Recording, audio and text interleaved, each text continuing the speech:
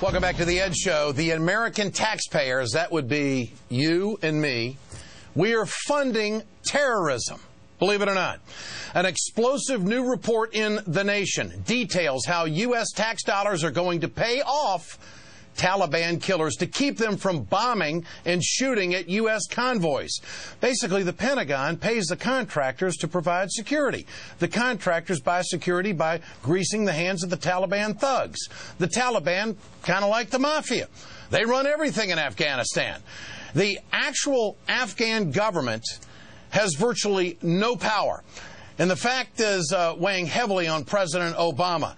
Can he really send tens of thousands of more U.S. troops to fight under these conditions in what seems to be a very failed state? For more on this, let's go to Robert Greenwald tonight. He's director and filmmaker of Rethink Afghanistan. This story just makes me sick. I mean, this reporting by The Nation is absolutely outstanding. But, Robert, did you sense any of this when you were in Afghanistan?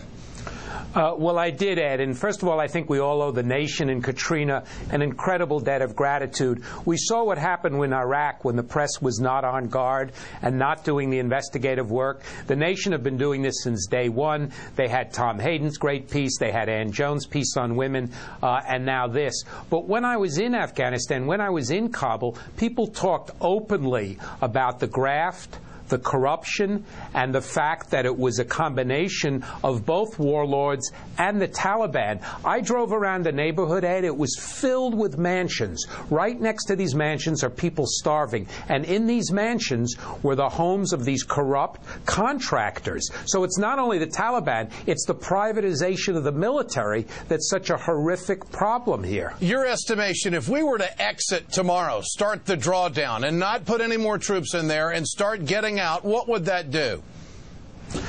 Well, look, the evidence that we know, though, the research from the Carnegie report, is that the single biggest reason for the strength of the Taliban is the fact that we are sending foreign troops over there, right? So if you take foreign troops away, you actually weaken the Taliban. Now, they've done all kinds of horrible things, but there's a strong argument to be made that if we weren't strengthening them with our money and with our presence, they would fall apart. But reality is we really don't know. But what we do know, Ed, we cannot be sending over young men and women who are being given their lives for a despicable, corrupt government. Do they want us there? Do the people of Afghanistan want us there? I know there's a lot of different tribes. It's very parochial and broken up in many respects. But do you think, in general terms, do you think that they want us over there? No. It was loud and clear when I was there, the people I talked to. Now, there are certain tribes in certain areas that do, but the majority of the country, I believe, is opposed to the foreign troops. It's an occupation. It's an invasion. I mean, think about it. Who wants foreign troops coming into their homes, knocking down their doors? It would seem to me that this story, I mean, it's extortion money is what it is. Or is this how you fight in today's world now? You just cash whip everybody you can so they don't hurt you.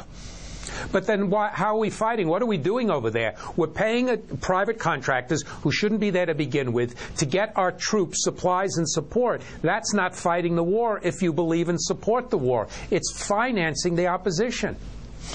Financing the opposition is what it's doing. And do you think that this potentially is the straw that broke the camel's back for the American people? When this story gets out and it gets enough publicity and we realize exactly what's going on, it would seem to me that somebody at the Pentagon is going to have to explain this or deny it. Well, I hope so, Ed. And we've seen courageous people come forward. Matthew Ho has resigned and talked. The ambassador in Kabul has leaked the cables. So we're seeing a pattern as the president is considering these decisions of an increasing tidal wave of real strong evidence that means how can you go to war when there is no government there to support? Robert Greenwald, Rethink Afghanistan, one of the great productions that you've done. Appreciate your work and your time here tonight. Thanks so much. Thanks, Ed. Earlier I asked, do you think